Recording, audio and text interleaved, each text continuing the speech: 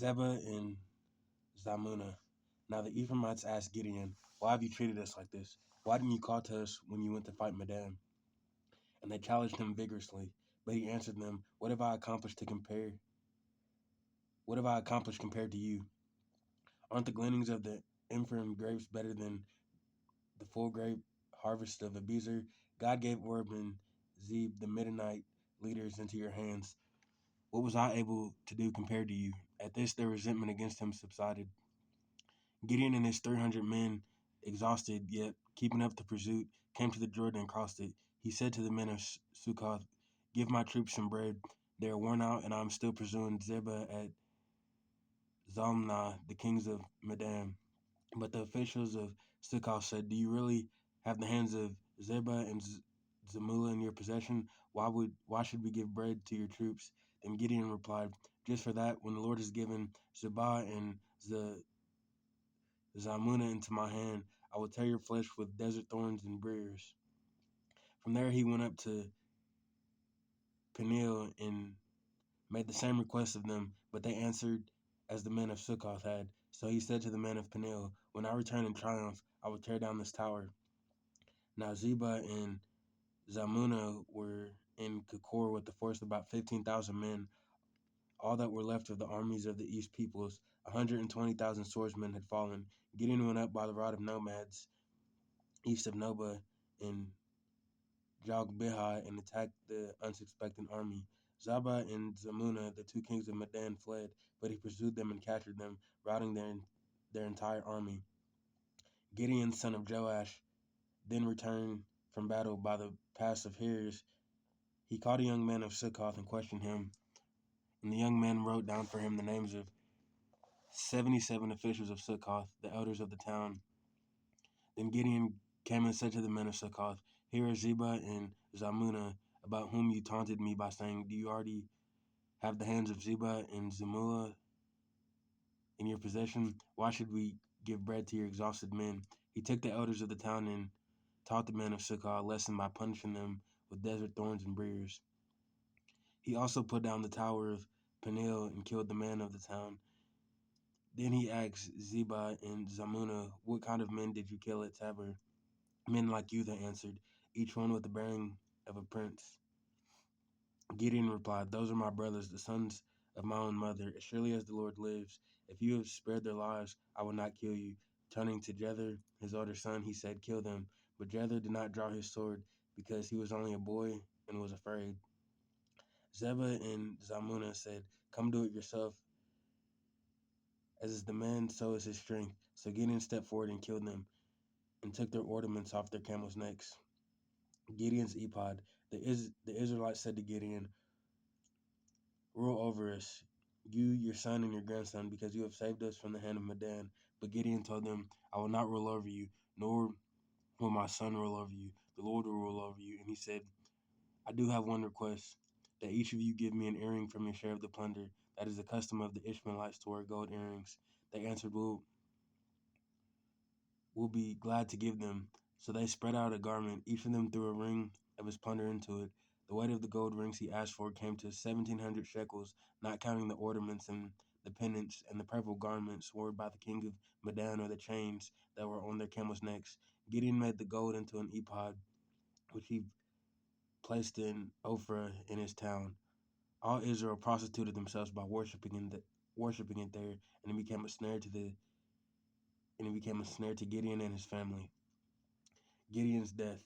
Thus Midian was subdued before the Israelites and did not raise its head again. During Gideon's lifetime, the land had peace 40 years. Jerubbaal, son of Joash, went back home to live. He had 70 sons of his own, for he had many wives. His concubine, who lived in Shechem, also bore him a son, whom he named Abimelech. Gideon, son of Joash, died at a good old age and was buried in the tomb of his father Joash in Ophrah of the Abzerites. No sooner had Gideon died, the Israelites again prostituted themselves to the Baals. They set up Baal-berith as their god and did not remember the Lord their God, who had rescued them from the hands of all their enemies on every side. They also failed to show any loyalty to the family of Jerubbaal, that is Gideon, in spite of all the good things he had done for them. Abimelech. Abimelech, son of Jerubbaal, mother's went to his mother's brothers in Shechem and said to them and to all his mother's clan, ask all the citizens of Shechem, which is better for you to have all 70 of Jerubbaal's sons rule over you, or just one man? Remember, I'm your flesh and blood. When the brothers repeated all this to the citizens of Shechem, they were inclined to follow Abimelech, for they said, he is related to us. They gave him 70 shekels of silver from the temple of Baal Berith, and Abimelech used it to hire reckless scoundrels who became his followers.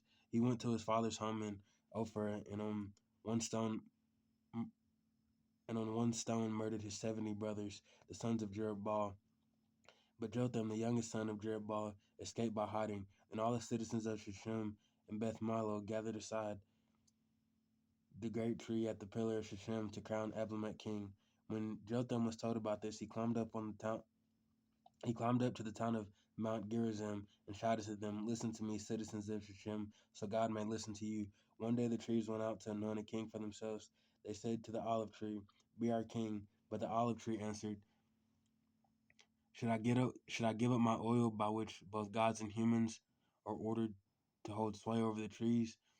Next the tree said to the fig tree, come and be our king. But the fig tree replied, should I give up my fruit, so good and sweet, to hold sway over the trees?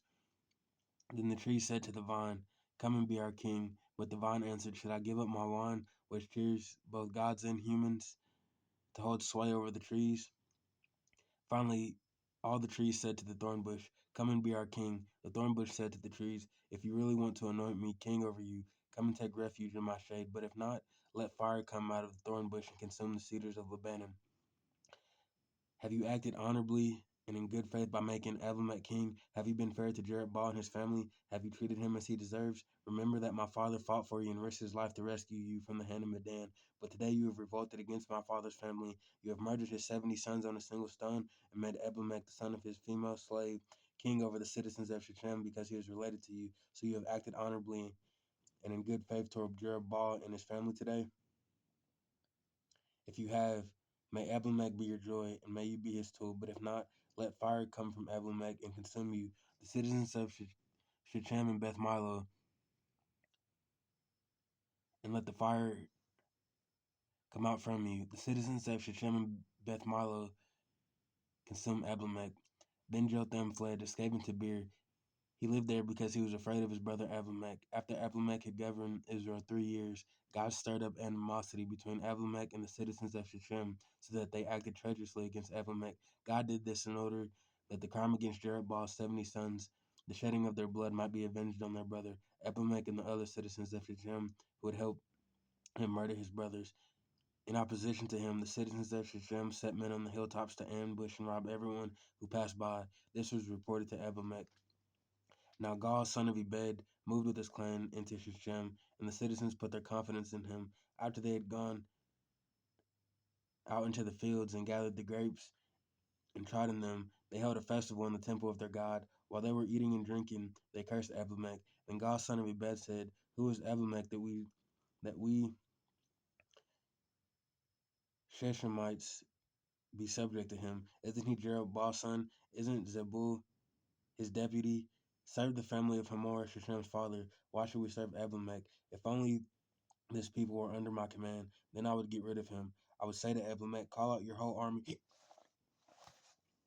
When Zebul, the governor of the city, heard what Gaal of Ebed said, he was very angry. Under the cover, he sent messengers to Abimelech, saying, Gaal, son of Ebed, and his clan have come to Shechem and are stirring up the city against you. Now then, during the night, you and your men should come and lie in wait in the fields. In the morning, at sunrise, advance against the city. When Gaal and his men come out against you, seize the opportunity to attack them. So Abimelech and all his troops set out by night and took up his concealed positions near Shechem in 4 companies. Now Gaal, son of Ebed, had gone out and was standing at the entrance of the city gate, just as Abimelech and his troops came out from their hiding place. When Gaal saw them, he said to Zebul, look, people are coming down from the tops of the mountains. Zebul replied, you mistake the shadows of the mountains for men.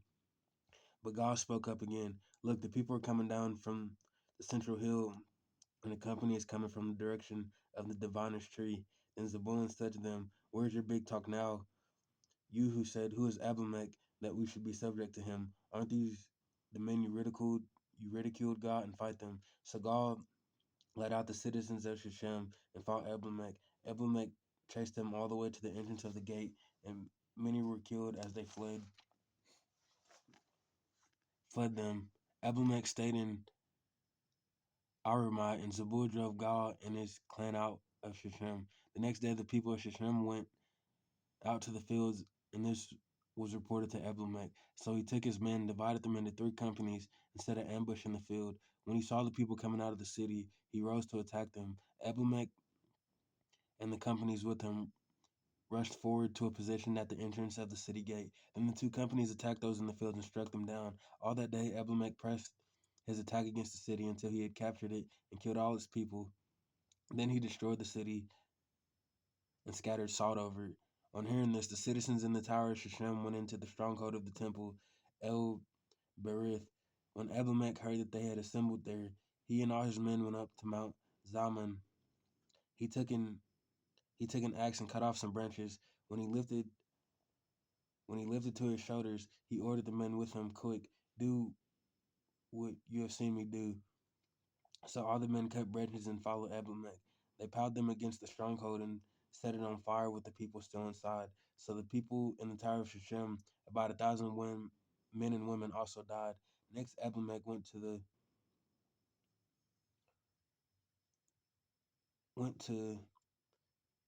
the Bez and besieged it and captured it inside the city. However, was a strong tower to which all the men and women and all the people of the city had fled. They had locked themselves in and climbed up on the tower roof. Abimelech went to the tower and attacked it. But as he approached the entrance to the but as he approached the entrance to the tower to set it on fire, a woman dropped an upper millstone on his head and cracked his skull. Hurriedly he called his armor bearer, Draw your sword to kill me, so that they can't say a woman killed him. So his servant ran him through, and he died. When the Israelites saw that Abimelech was dead, they went home.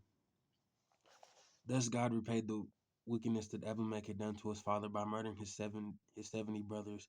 God also made the people of Shechem pay for all their wickedness. The curse of Jotham, son of Jerubbaal, came on them. Tola. After the after the time of Abimelech, a man of Ishtar named Tola, son of Puah, son of Dodo, arose to save Israel. He lived in Shamir in the hill country of Ephraim. He led Israel 23 years, then he died and was buried in Shamir. Jair.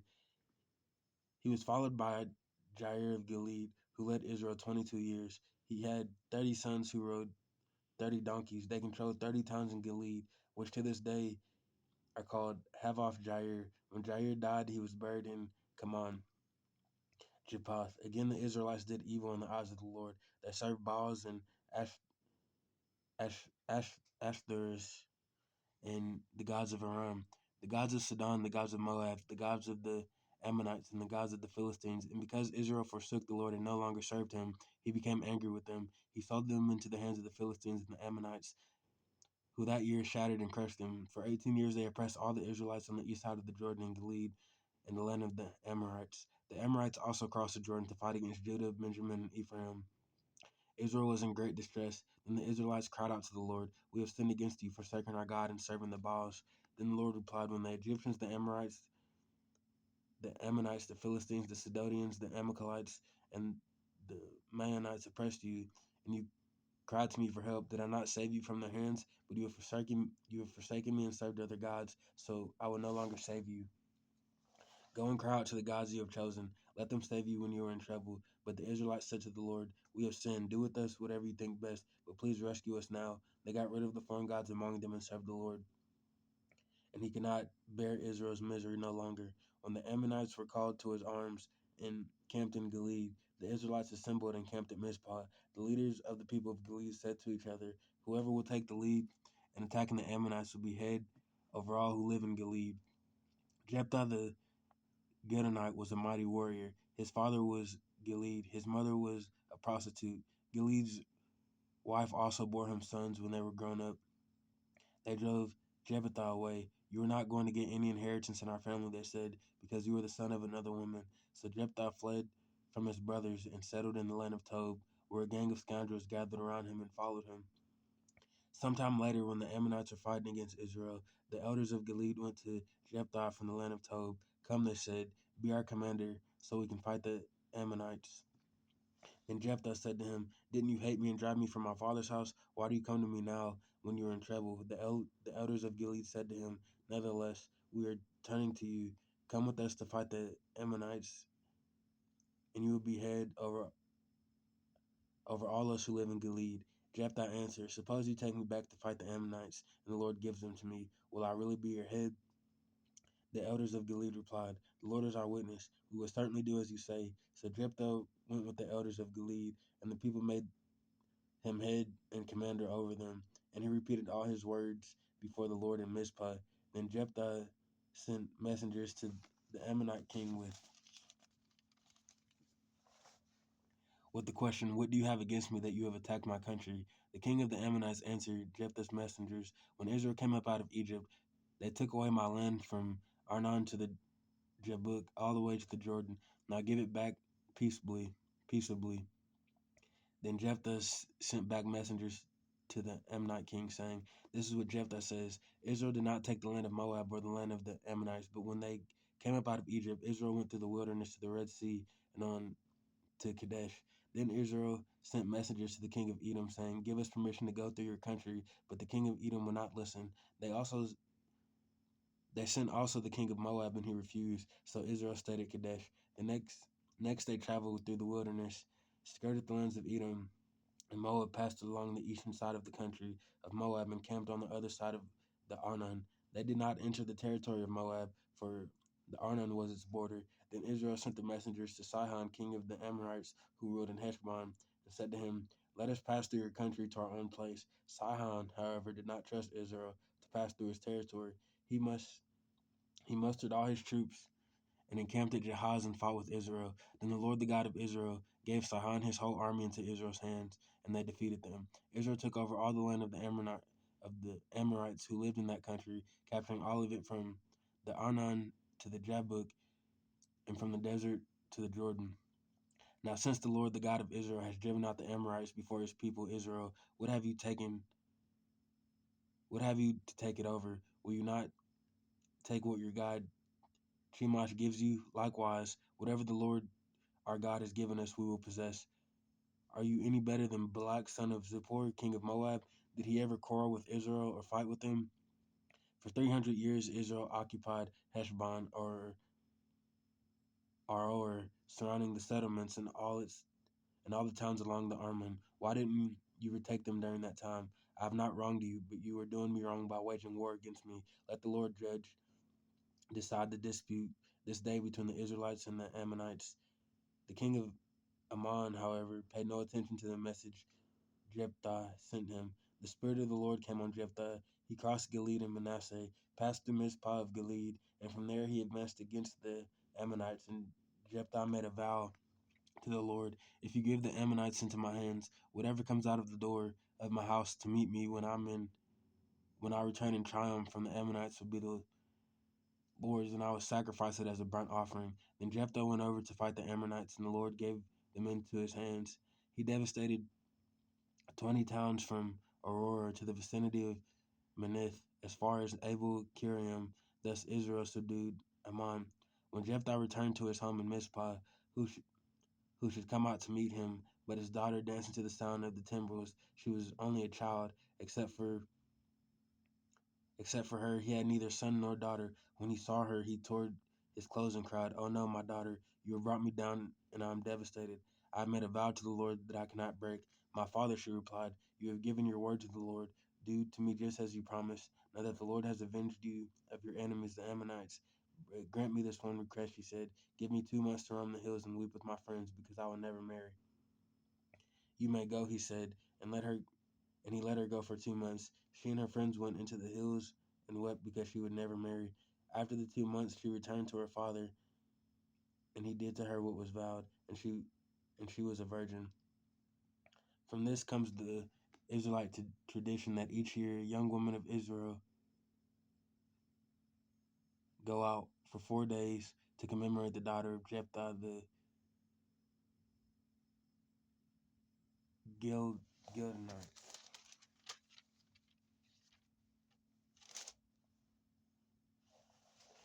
Jephthah and Ephraim,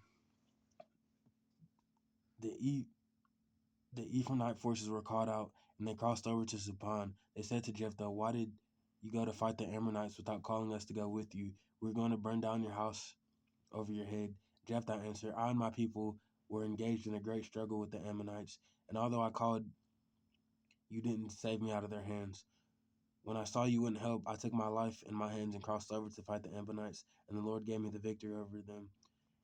Now why have you come up today to fight me?" Jephthah then called together the men of Gilead and fought against Ephraim. The Gileadites struck them down because the Ephraimites had said, "You Gileadites are renegades from Ephraim and Manasseh." The Gileadites captured the fords of the Jordan leading to Ephraim. And whenever a survivor of Ephraim said, "Let me cross over," the men of Gilead asked him, "Are you an Ephraimite?" He replied, "No." They said, "All right, say Shibboleth." If he said Shibboleth because he cannot pronounce the word correctly, they seized him and killed him at the fords of the Jordan. 42,000 Ephraimites were killed at that time. Jephthah led Israel 6 years.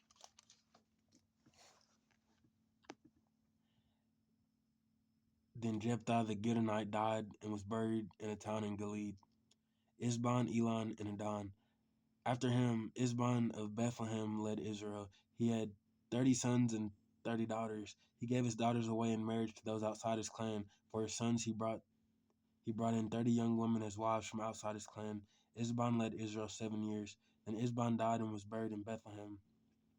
After him, Elon, the the, Zebul, the Zebulunite, led Israel 10 years. Then Elon died and was buried in Ajalon in the land of Zebulun. After him, Adon, son of Hillel from Pirathon, led Israel. He had 40 sons and 30 grandsons who rode 70 donkeys. He led Israel 8 years. Then Adon, son of Hillel, died and was buried at Pirathon in Ephraim in the hill country of the Amalekites. The birth of Samson. Again, the Israelites did evil in the eyes of the Lord, so the Lord delivered them into the hands of the Philistines for 40 years. A certain man of Zorah named Manoah from the clan of the Danites had a wife who was childless, unable to give birth. The angel of the Lord appeared to her and said, "You are barren and childless, but you are going to become pregnant and give birth to a son. Now see to it that you drink no wine or no other fermented drink, that you do not eat anything unclean. You will become pregnant and have a son, whose head is never to be touched by a razor, because the boy is to be a Nazarite, dedicated to God from the womb. He will take lead in delivering Israel from the hands of the Philistines." Then the woman went to her husband and told him, "A man of God came to me. He looked like an angel of God, very awesome. I didn't ask him where he came from, and he didn't tell me his name. But he said to me, 'You will become pregnant and have a son. Then, drink no wine or other fermented drink, and do not eat anything unclean, because the boy will be a Nazarite of God from the womb until the day of his death.' Then Manoah prayed to the Lord, 'Pardon your servant, Lord. I beg you to let the man of God you sent us come again to teach us how to bring up the boy who is to be born.' God heard Manoah, and the angel of God came again to the woman while she was out in the field. But her husband Manoah was not with her. The woman hurried to tell her husband, 'He's here, the man who appeared to me the other day.' Manoah got up and followed his wife. When he came to the man, he said, 'Are you the man who talked to my wife?' 'I am,' he said. So Manoah asked him, 'When your words are fulfilled, what is to be the rule that governs the boy's life and work?' The angel of the Lord answered, 'Your wife must do all that I told her. She must not eat anything that comes from the grapevine, nor drink any wine or other fermented drink, nor eat anything unclean. She must do everything I have commanded her.' Manoah said to the angel of the Lord, We would like you to stay here until We would like you to stay until we prepare a young goat for you." The angel of the Lord replied, "Even though you detain me, I will not eat any of your food, but if you prepare a burnt offering and offer it to the Lord." Manoah did not realize that it was the angel of the Lord. Manoah inquired of the angel of God, "What is your name, so that we may honor you when your word comes true?" He replied, "Why do you ask my name? It is beyond understanding." Then Manoah took a young goat together with the grain of offering and sacrificed it on a rock to the Lord. And the Lord did an amazing thing while Manoah and his wife watched. As the flame blazed up from the altar toward heaven, the angel of the Lord ascended in the flame. Seeing this, Manoah and his wife fell with their faces to the ground. And when the angel of the Lord did not show himself again to Manoah and his wife, Manoah realized that it was the angel of the Lord. "We are doomed to die," he said. He said to his wife, "We have seen God." But his wife answered, "If the Lord had meant to kill us, he would have not accepted a burnt offering and grain offering from our hands, nor shown us all these things,